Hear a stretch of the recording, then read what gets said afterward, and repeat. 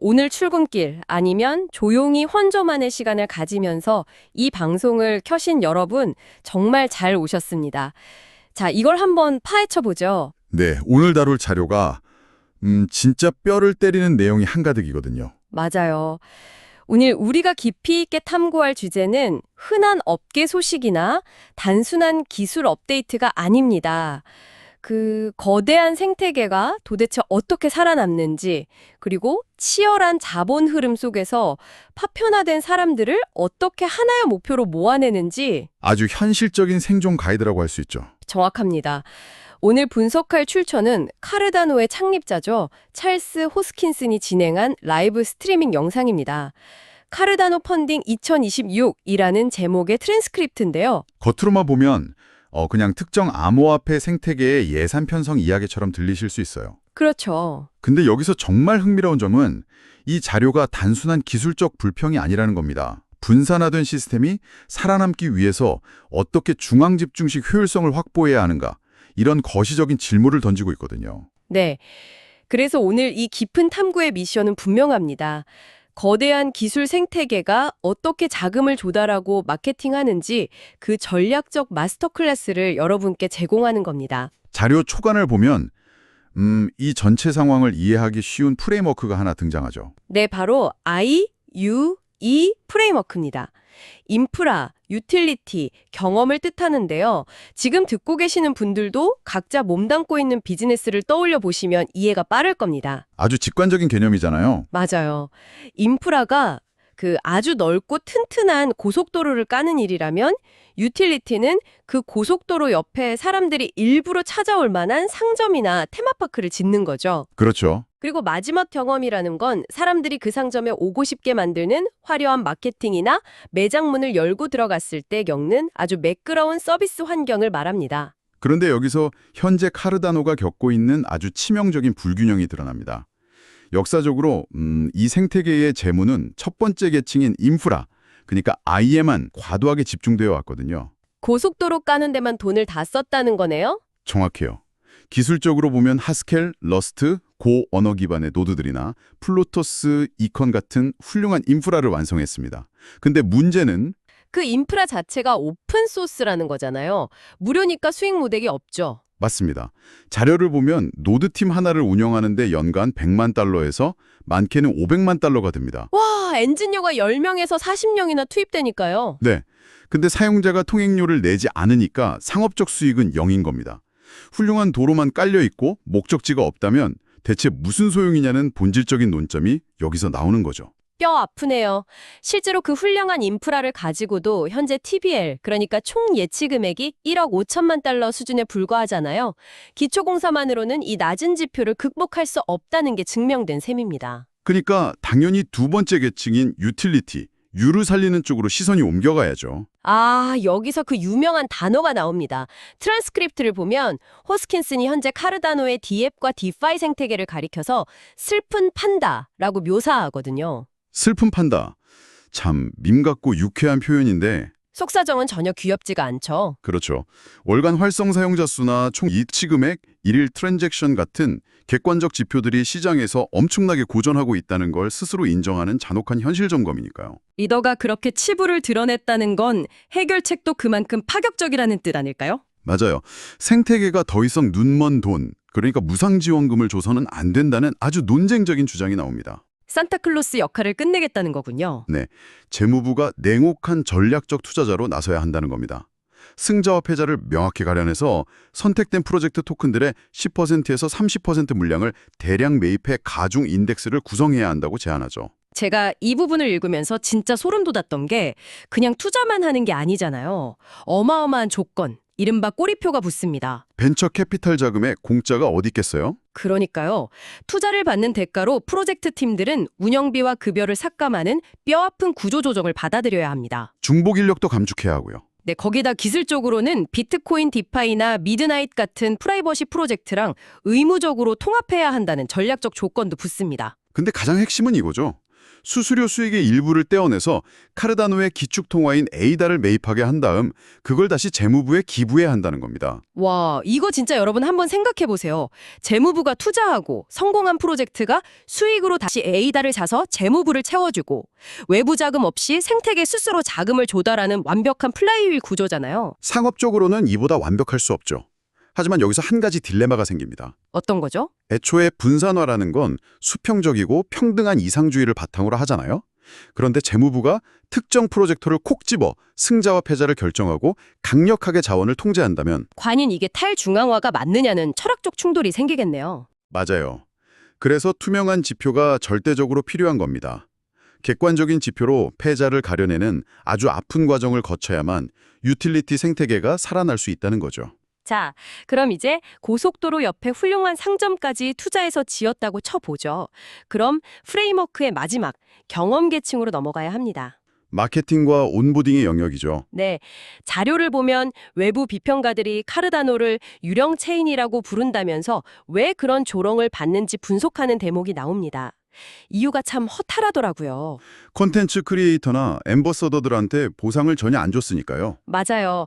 솔라나나 이더리움 같은 타 체인들은 철저하게 자본을 투입해서 인플루언서들을 움직이고 화제성을 만드는데 여긴 크리에이터들의 자비심에만 의존해 온 겁니다. 기술만 좋으면 사람들이 알아서 올 거라는 착각이죠. 그래서 이 경험의 중요성을 보여주는 완벽한 사례가 등장합니다. 제가 진짜 열광했던 부분인데 호스키 커뮤니티의 푸 사례입니다. 아, 그 온보딩 증명 시스템이요? 네, 여러분 새로운 지갑 설치할 때 막 비밀번호 설정하고 시드 구몬 적고 하다가 짜증나서 포기한 적 많으시잖아요. 다들 한 번씩은 겪어보는 일이죠. 근데 이 푸 시스템은 QR코드를 딱 2번 스캔하면 단 1분 만에 베스퍼 지갑 설치부터 토큰 수령까지 모든 게 마법처럼 끝납니다. 정말 매끄러운 경험이죠. 이 엄청난 온보딩의 혁신을 그냥 일부의 성공으로 둘 게 아니라 전체 생태계에 적용해야 한다는 주장이 나옵니다. 그런데 경험 계층에서 해결해야 할 더 큰 구조적 문제가 하나 더 있다면서요? 네, 바로 어그리게이터, 즉 사람들을 모으는 중앙 광장의 부재입니다. 아, 파편화된 소통 채널 문제군요. 맞습니다. 자료를 보면 새롭게 출범하는 미드나잇 프로젝트는 디스코드라는 단일 채널로 사용자들을 집중시키잖아요. 반면에 카르다노는 X나 여러 플랫폼에 뿔뿔이 흩어져 있습니다. 네트워크 참여자가 무려 140만 명이나 되는데 그 에너지를 하나로 모으질 못하는 거네요. 그러니까 마케팅 비용은 비싸지고 외부에서 유령 체인이라고 공격해도 이 140만 명의 스테이커들이 하나의 목소리를 내지 못하는 침묵하는 다수로 남게 되는 겁니다. 결국 보생을 지급해서 마케팅 주도권을 찾고 흩어진 사용자들을 결집시킬 어그리게이터를 만드는 게 시급하다는 결론이 나오네요. 자, 그럼 이제 전략은 명확해졌습니다. 인프라의 덫에서 빠져나와 유틸리티에 투자하고 경험을 혁신한다. 완벽하죠? 하지만 현실은 그렇게 호락호락하지 않습니다. 각자 독립성을 주인 수많은 팀들이 과연 이 단일한 전략에 순순히 동의할까요? 아, 드디어 이 생존 가이드의 가장 핵심적인 교훈, 통합의 힘과 정치적 타협 이야기로 넘어갈 차례군요. 네, 자료에서 이 파편화된 팀들이 벌이는 촌극을 바닥을 향한 경쟁이라고 부릅니다. 레이스 투 더 바텀이요. 맞아요.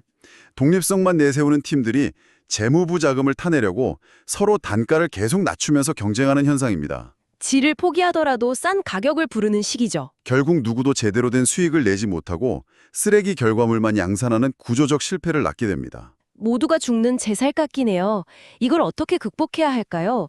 여기서 호스킨슨이 블록체인 업계를 벗어나서 아주 흥미로운 현실 정치 사례를 하나 꺼냅니다.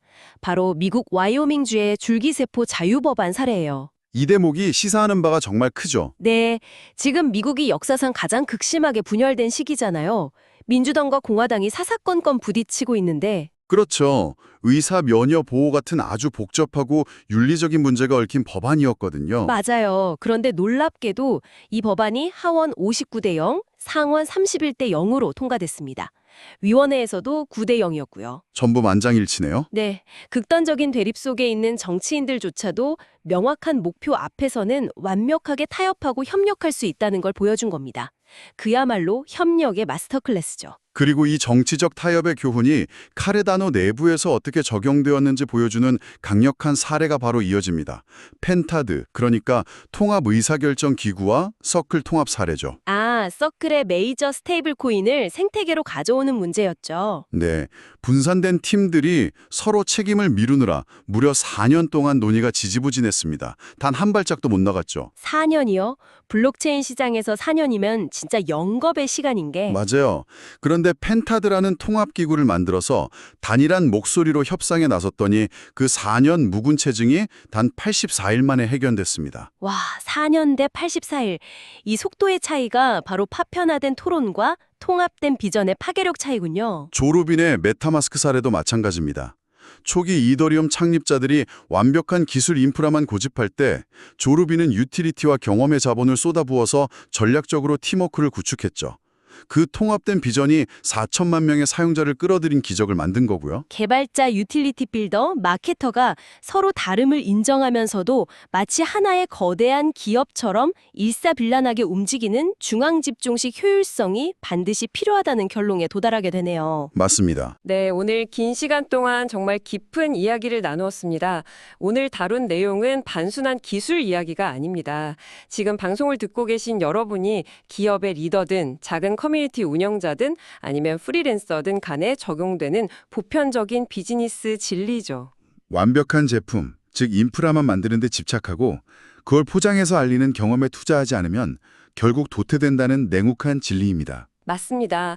투자는 승자와 패자를 가리는 아프고 고통스러운 과정이지만 투명한 지표를 통해 통합된 전략을 밀어붙여야만 생존할 수 있다는 걸 이 자료가 증명하고 있습니다. 전략적 집중과 통합이 없으면 아무리 좋은 기술도 잊혀지기 마련이니까요. 자, 오늘 논의를 마무리하면서 여러분이 혼자 조용히 고민해 보실 만한 화두를 하나 던지고 싶습니다. 아주 묵직한 질문이 될 것 같네요. 네. 분산화와 탈중앙화는 블록체인의 절대적인 성역이자 아름다운 이상으로 여겨집니다.